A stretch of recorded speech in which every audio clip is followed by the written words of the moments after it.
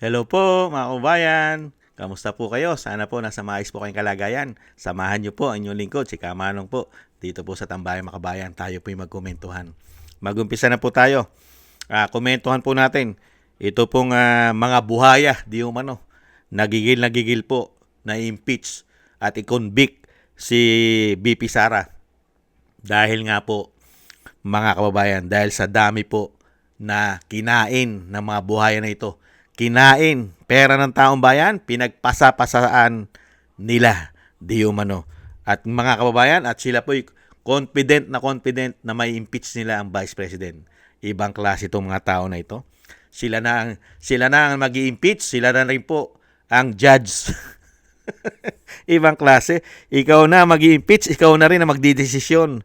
Unbelievable. Ito po mga kababayan, ang napakahusay na sinasabi pong mga buhaya daw po, mga kababayan. Mga buhaya daw po, di umano.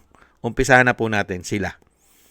Just do it on a per article basis, no? So we will start with threats and then unexplained wealth, confidential funds misuse, and then bribery.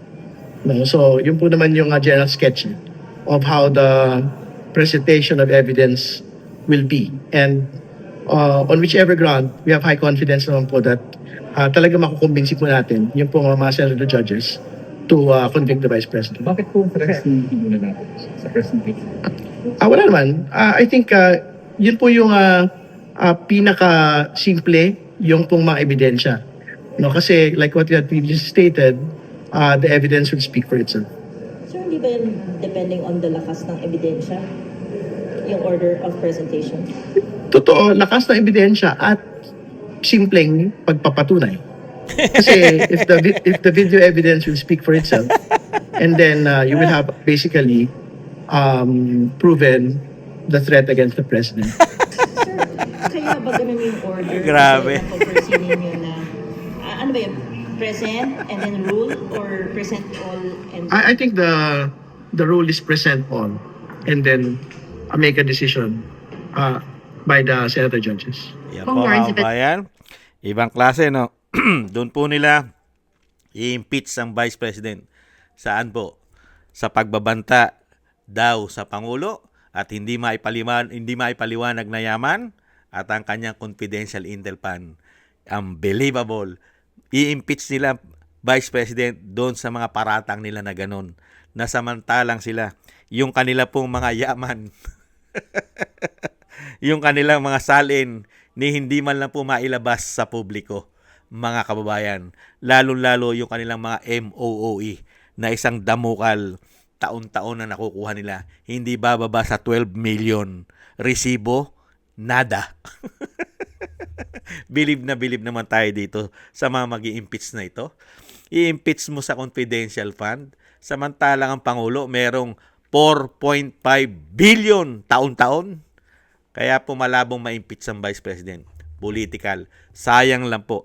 Nasayang lang po ang pera ng taong bayan sa mga ginawa po ng mga tao na ito dahil nga po pinagkukublihan nila at tinatago ang malawak ang korupsyon na ginawa nila sa ating bansa. Kinukubli at gusto pong tabunan ang ginagamit po ay ang Vice President at ang mga Duterte dahil malilintikan silang lahat. Ito pa po ang isa na talagang confident talaga. Ito pong isa. Talagang tinitiyak din na may impeach niya o may impeach nila ang Vice President. Ito po, si Luistro. Mga kababayan. Panay po laman ng mainstream media ang mga tao nito. Lagi po, halos araw-araw po, laman ng mainstream media ang mga tao na ito. Unbelievable. Iwala ang House Prosecution Panel na sapat ang kanilang mga ebidensya para makakuha ng conviction laban kay Vice President Sara Duterte. Ito ang tiniyak ng grupo sa pagharap nila sa publiko sa kauna-unahang pagkakataon sa pangunguna ni Batangas 2nd District Representative Jervil Luistro. Magbibigay diin ng prosecution team mas tiyak ang conviction kung hindi tutugunan ng kampo ng pangalawang Pangulo ang matitinding alegasyong nakasaad sa Articles of Impeachment. Now, with regards to the trial, if they will not be appearing. It will depend really on the appreciation and judgment of the senator judges if the evidence of the prosecution, considering the absence of the evidence of the defense, will be enough for them to render a judgment of conviction. Iwala rin ang mga mambabatas na hahayaan ng Senate Impeachment Court na maipresenta nila ang kanilang mga ebidensya laban kay VP Duterte sa paglilitis. Kung haharangin ang ebidensya namin, remember that we are not the ones in trial. Huhusgahan din ng bayan ang ating mga senator judges. And while we will give them utmost respect, siguradong ang pagtingin ng taong bayan sa isang impeachment court na hindi papayag na ilabas ang ebidensya ay makapagbabago ng damdamin ng mga Pilipino. The decision on admissibility of evidence are made by the Senate as an impeachment court. But the discretion to present evidence kung ano pa yung ihahain namin na ebidensya ay nasa kamay ng prosecution. And the court cannot interfere with that discretion. Yan po mga kababayan, ang grupo po na tinatawag ni Senator Kiko Barsaga na nasaan po sila? Nasa Crocodile Farm. Mas gusto ng taong bayan na mabulatlat ang pera namin na trilyon at daan-daang bilyon na nailagay sa maleta at na-distribute sa mga buhaya. Yan ang gusto ng taong bayan at gusto namin may managot dyan at maibalik ang trilyon at daan-daang bilyon na pinaghati-hatian ng mga buhaya sa panahon ngayon. Hindi po ba? Diyan kami gigil na gigil dahil nagkakampihan ang mga hindot na ito. Ginawa pong sindikato ang pagnanakaw at ibibintang at itutwist nila ang issue para yung mga ginawa nilang pagnanakaw ay hindi po pag-usapan.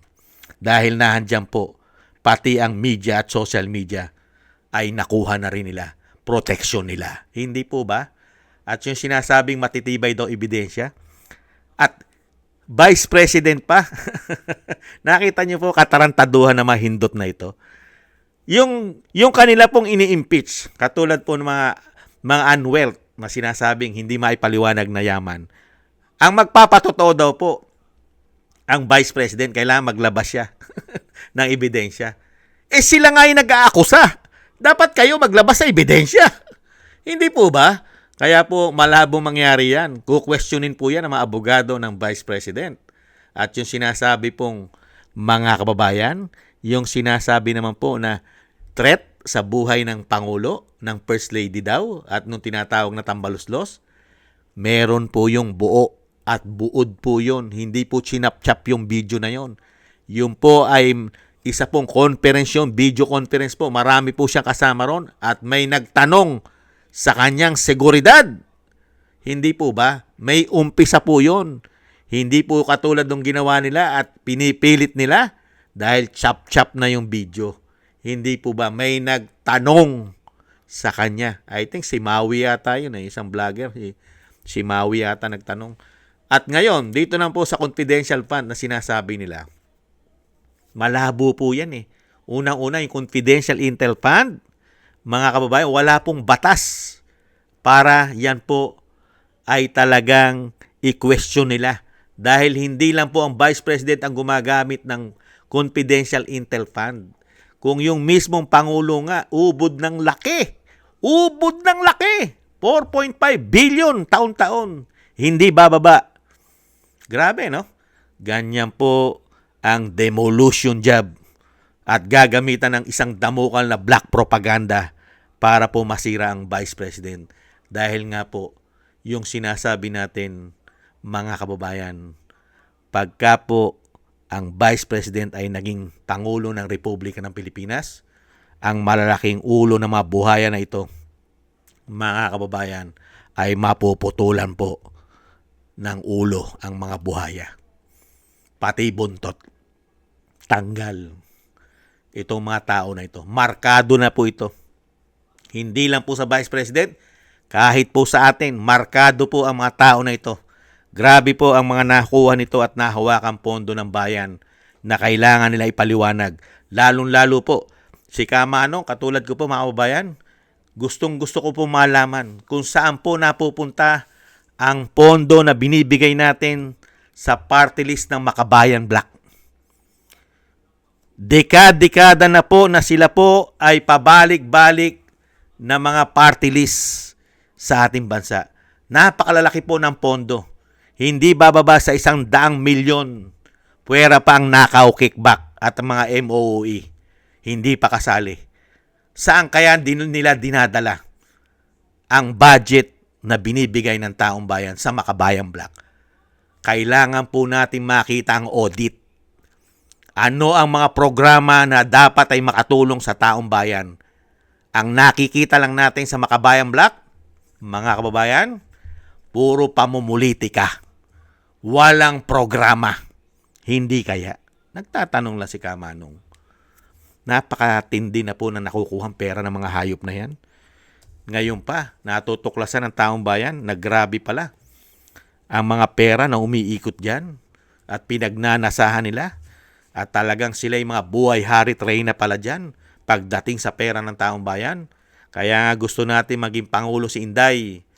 Ito pong mga Makabayan Black na ito, sana dekada-dekada na, hindi lang po 30 taon na mga pabalik-balik po ang mga party list na yan. Ano kaya? Nakapagpagawa na kaya ng maraming ospital yan? Maraming eskwelahan? Mga karsada? O ano man, mga proyekto nila? Sa bansa? Hindi kaya? Hindi po ba? Tingnan po natin at masisili po yan. At yan po ang dapat i-audit. Napakasarap pong i-audit, mga kababayan, kung for how many years na sila dyan sa Kongreso. Mga kababayan, palagay ko, daan-daang bilyon na po ang nahawakan yan ng mahigit 30 taon. Hindi kaya? Baka nga mahigit 30 taon pa yan eh. Hindi ba? Yung Makabayan Black, napakarami po yan. Kasi po ang napakahirap po sa party list. Hindi po katulad ng representative. Isa lang. Ang mga representative po kasi ng bawat distrito, isa lang ang congressman eh. Eto matindi. Isang party list. Pagka mahigit 1 milyon na nakuha mong boto, antimano, meron kang ilan? Hindi bababa sa 3 congressman. Hindi bababa sa 3 congressman. Tapos ngayon, isa-isa yon. Isa-isa mong susweldohan yon. At isa-isa mo rin babudgetan yon. Kung may budget yung isa ng 100 million, meron ding 100, tigwa 100 million yung kasama niya sa party list niya.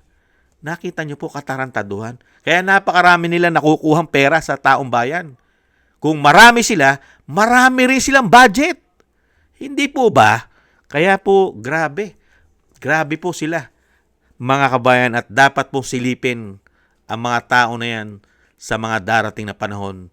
Lalong-lalo po, yung sinasabi nilang pera na hindi maipaliwanag, sila yata ang dapat pong magpaliwanag sa pera ng taong bayan.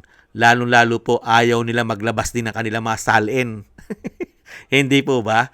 At ayaw nila ipa-audit ang kanilang mga budget, mga kabayan. Ayaw nila ipa-audit yan dahil mapuputukan sila. Ganon po talaga.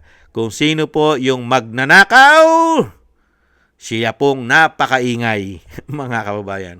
Maraming salamat po sa nagusto po natin Tambayang Makabayan sa YouTube at TikTok. At ganon din po sa ating mga subscribers at patuloy po nagsusubscribe. Maraming salamat po sa inyo, mga kababayan. At ganoon din po sa mga nagko-comment, like, share, and subscribe. At siyempre po sa mga nagbibigay po ng biyaya, thank you po sa inyo mga kababayan. Shoutout po sa inyo lahat. At shoutout po kay Jake Yahut ng California, USA. Kay Eric Hershaw ng Canada, Gina Ray ng Berlin, Germany, Julieta Silona ng Sydney, Australia, Baby Roman at Ate Isa ng Cagayan, Jem Aris sa United Arab Emirates, Annie Jo, kay Mila Yi, kay Felipe Shapno ng Texas, USA, Tatay Nick ng Toronto, Canada, Jesus Valdepena, Rolando Guerrero, Felipe Shapno ng Texas, USA, Rolando Timbol ng Alberta, Canada, Ma'am LB at Sir Manny ng North Miami, Florida, USA, Melchorita Espinosa ng Orlando, Florida, USA, Arthur Estarniero ng USA, Randy Crispino ng Pasig, Mika Legaspi, Tessie Mantilla from Kuwait, Frank Zamora ng California, USA, Romulo Di Vinagracia ng Bacolod City. Thank you po sa inyo mga kabayan at ingat-ingat po kayo sa inyong pumapagawa. Shoutout po sa inyo lahat. At tiis-tiis lang po tayo mga kabayan at samahan po natin ng maraming dasal at panalangin nang tayo po'y maingatan sa pang-araw-araw na kapahamakan. Maraming salamat po. Bye-bye!